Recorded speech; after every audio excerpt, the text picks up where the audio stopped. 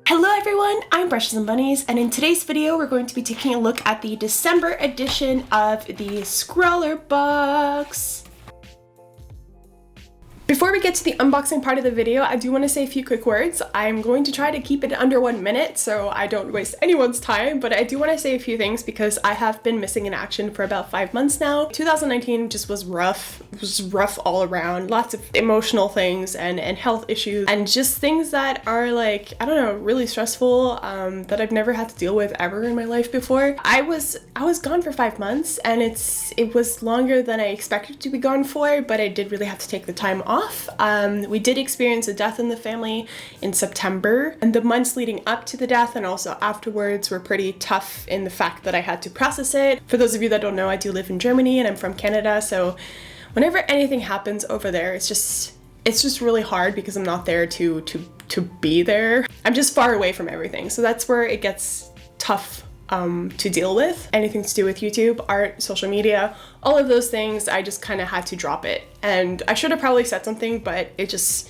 happened quick and I couldn't really deal with it. But a new decade is coming. 2020 is next week. Kind of crazy. I'm really excited to get back to YouTube, to doing YouTube videos, and to creating art again, and just having fun and doing tutorials, which is something that I did miss. So yeah, getting back to YouTube, starting with this video, it's going to be my very first SCRAWLRBOX unboxing video. Let's get right into the video.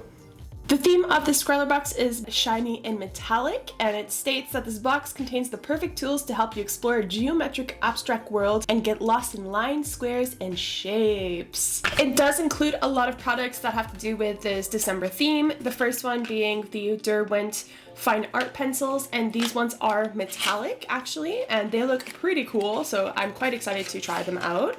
And the colors look pretty cool, so I'm gonna have fun drawing something with this. The next thing we have is a Derwent copper ruler, and this is gonna come in handy for so many things. I love using rulers in my work, and this one is the perfect traveling size just to bring in my art kit and to travel around the world with, and always have a ruler on me, and this is super cute. I love the copper. The next thing I have is Faber Castell metallic markers, and we do have a gold and we have a silver. And of course, we do have black paper. Now this paper is pretty cool. I actually can't wait to try it. Apparently you can work with watercolor and or gouache with this type of paper alongside pencil, crayons, and chalk, I believe. There's 8 sheets and it's size A5. So it's a good size to get started with. So for today's video, I'll be creating a work of art using these materials that you see here, including gouache and watercolor. First things first though, I do need to sketch out what I'll be painting today, and I'll just be using my regular Faber Castell 9000 graphite pencil. Let's just start sketching away.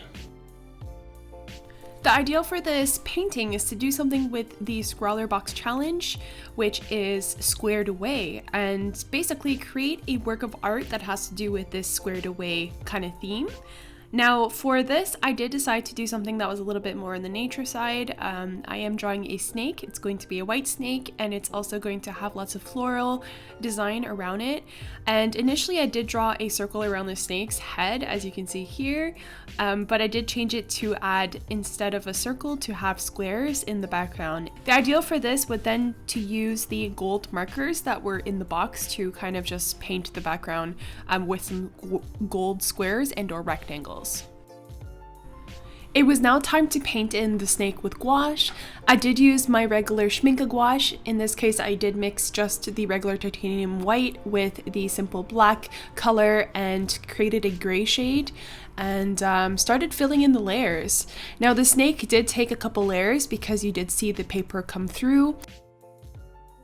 As for the floral work, I did use a mixture of English red gouache and the titanium white, and I basically could just kind of, made a lighter version of the English red, and it created a really nice kind of salmon pinkish color.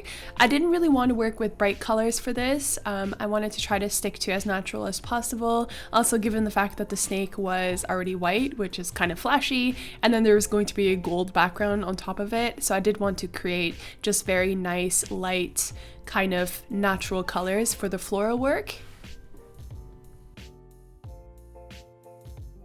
And when it came down to the details of the floral work, I did use some of the Derwent metallic pencils. I did use the pink for just some smaller details in the floral and also for the outline, and it did give a really nice metallic outlined and extra detail to the floral work. And also, might I add that these pencils are so smooth on the paper, they actually like just glide on the paper and they're so much fun to work with. I think this is definitely something that I'll be looking to invest in more, is Derwent pencils in general. They're really fun to work with actually. Also, when working with gouache, it's important to work with layers. Although the paint is already opaque, this basically means that the paint is pretty high pigmented. It's quite thick, and typically you don't need as many layers to cover the paper with a strong color. Unlike watercolor, where the paper is, it comes through, it's more transparent. In this case, gouache is more opaque, but that doesn't mean that you don't work with multiple layers. In this case, because the paper is black, you do have to work with additional layers, and just basically adding layer on top of layer will ensure that you're getting that strong rich color. And this is basically what I was doing with the floral work, and also for the snake.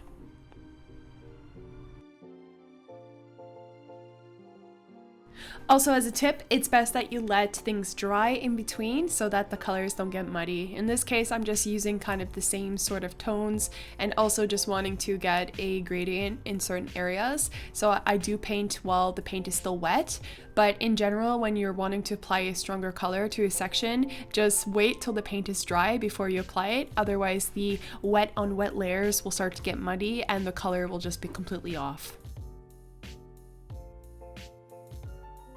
So at this point in the drawing, I was having difficulties with the snake's body and also trying to figure out how to draw details. I didn't want to go too realistic, but I also wanted to add some sort of texture to the scales. And so I just kept applying layer upon layer of gouache, of a darker shade of gouache, like almost blackish color with a bit of a brown undertone, and also using the Derwent metallic pencils to draw these kind of shiny scales on the snake's body. When it came time to doing the gold background, I was super nervous because I wasn't sure how it would look like, but I did take it easy, and I think in the end it actually turned out quite cool. I used my trusty little ruler, and I then used the gold metallic pen that I received in the box. And I think the only downside to this was that the pen or the marker was fine tipped. I mean, it wasn't that fine. It did have kind of a thickness to it, but it was still a lot of work just to fill in large black boxes in the background, especially the part around the snake's head. That one took a long time, and it kind of looks a little bit uneven with my marker strokes, so you might see it in the final result. Once I filled in all of the gold boxes, I decided that the gold actually kind of drowned out the overall illustration of the snake and the flowers. So what I ended up doing was just doing a thin outline around the entire illustration with black gouache, and I think this really helped to pop out the illustration a lot more.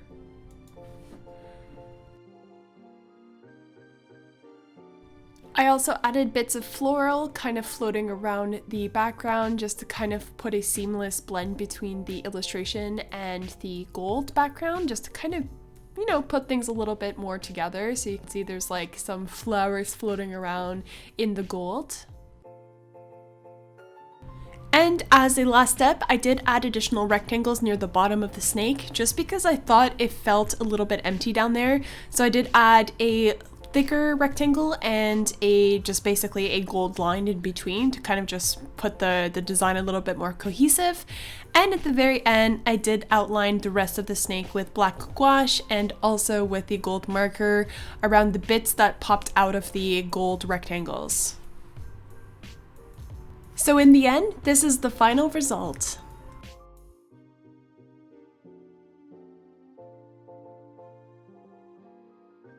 I'd like to thank everybody for watching. I hope you did enjoy this video. Don't forget to check out my Instagram and Facebook down below in the video description, and I'll be seeing you next weekend. Bye!